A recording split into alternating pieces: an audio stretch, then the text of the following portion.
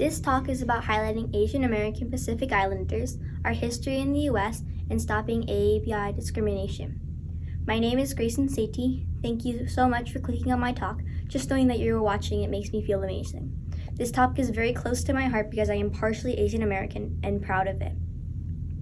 The COVID-19 pandemic in early 2020 was a difficult time for most people. Our normal daily lives were disrupted, and many of us lived in fear of this unknown virus. People stopped going into their offices for work, and kids stopped going into their schools. Everything shifted into being virtual. Even hanging out with my friends was done virtually online.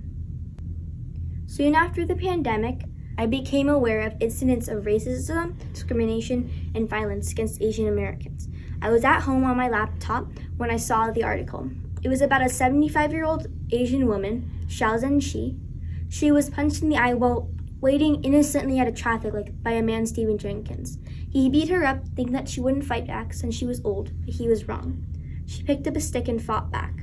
The police suspected it was a hate crime since Jenkins assaulted her just minutes after he attacked an 83-year-old Asian man. A hate crime means that the attack was motivated by a prejudice on the basis of race, religion, or sexual orientation. This was the first time that I realized there were people who blamed Asian Americans for a variety of things, including COVID-19, since the first cases of the virus were from Wuhan, China. Since then, I had read and heard about the countless hate crimes against Asian Americans. Nationwide, anti-Asian hate crimes have spiked 339% since the pandemic began, according to the Center for a Study of Hate and Extremism. The current series of attacks on Asians across the country is a part of a long record of violence and discrimination against Asian Americans and Pacific Islanders throughout our history. So, what can we all do about it to help? A way to help stop some of these hate crimes is to teach everyone how Asian Americans and other ethnic groups experience life and race in America, as well as AAPI people have stood up to fight racism. This kind of learning is essential for all of us to see the humanity in everyone. Often, the history of Asians isn't taught in schools. I am fortunate to study the history of Asian Americans in my school. I want to highlight some of the history of AAPI discrimination throughout U.S. history and how we have started to speak out and fight back. I also want to recognize some of the incredible achievements of Asian Americans in the United States. Asians have been living in the United States for more than 160 years. Chinese immigrants were the first to begin coming to the U.S. They came in the 1850s to work on the construction of the railroads and in mines in California and on the West Coast. Since these jobs were dangerous and paid low wages, hardly anyone except the Chinese immigrants were willing to take them. But even so, people started saying that the Chinese were stealing the white people's jobs. In 1854, the California Supreme Court supported this racism in the case of People v. Hall, and ruled that Chinese people could not testify against a white person in court. This ruling guaranteed that whites could escape punishment for anti-Asian violence. In the Chinese massacre of 1871, when 17 Chinese men and boys were lynched and hung by rioters, no one was ever punished. In 1882, Congress passed the Chinese Exclusion Act, which banned Chinese immigration for 10 years, but it wasn't repealed until 1943.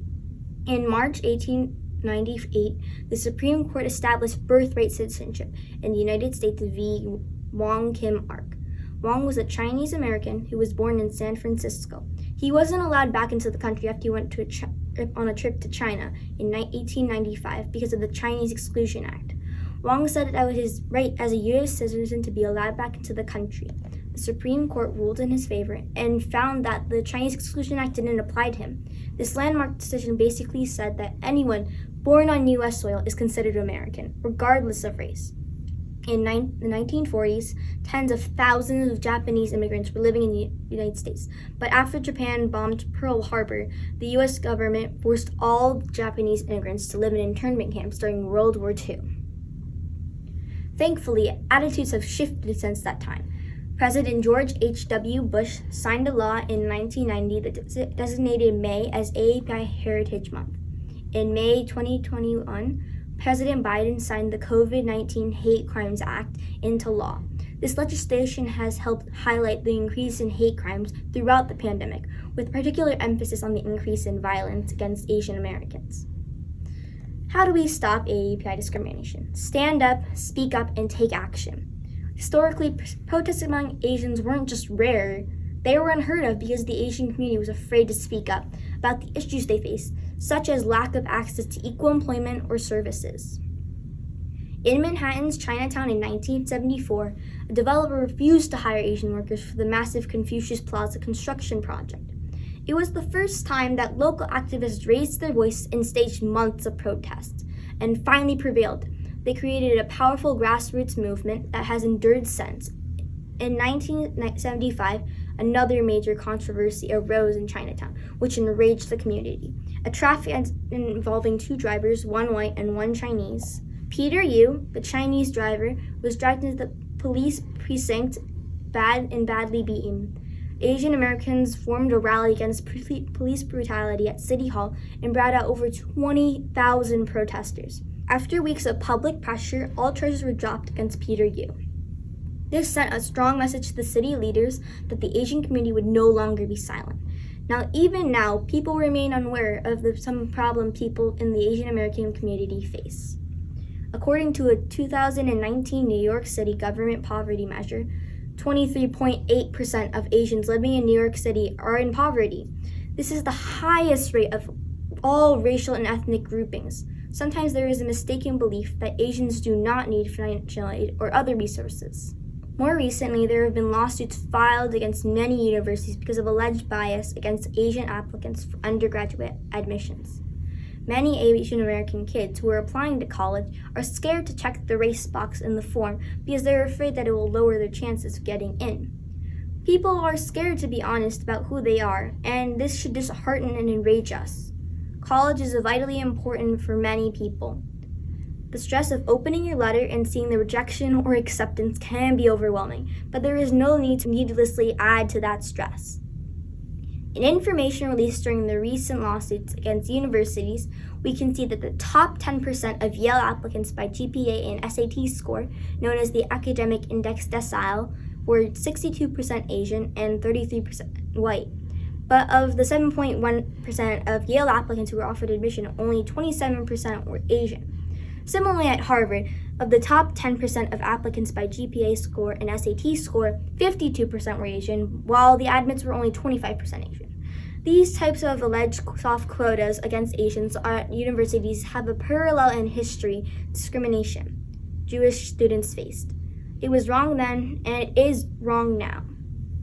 In the departments of college admissions, the process of choosing candidates is opaque. Colleges often claim Asians scored low on the perceived personality scores or other holistic measures. In a CNBC interview, a former dean of admissions from a highly competitive college confirmed that in her tenure working in college admissions departments, there was an underlying bias against Asian Americans, where they were held at a different standard than other ethnic groups. While some of the recent lawsuits against universities were lost, they have been appealed all the way up to the Supreme Court of the United States, who just recently took up this issue this month. The laws have also started a broader conversation about bias and how to fix it. These conversations, the speaking out, is how change starts to occur. Hate crimes are not limited to the AAPI community. Many of the other ethnic groups have experienced hate crimes or discrimination throughout history. Jewish people have long faced anti-Semitism and severe prejudice against them. After the attacks on September 11th at the World Trade Center, there were many hate crimes directed at Muslims. The Black community has historically suffered much discrimination from the time of their enslavement and enforced segregation. Recently, the Black community came together to raise awareness through their Black Lives Matter campaign. We need to educate ourselves on other ethnic groups as well as our own. We need to speak up and stand up for our friends and neighbors when these hate crimes occur. We are all humans in the same world. We deserve to be all treated equally. There are so many Asian Americans who have made significant contributions to the history of the United States. I want to highlight some of them. Ang Lee is a Taiwanese American filmmaker who was the first non-white director to win an Oscar for directing and producing films. Dr. Chen Sheng-Wu was a Chinese American nuclear scientist who received the Wolf Prize in Physics and served as the president of the American Physical Society. She was part of the team who developed the nuclear bomb.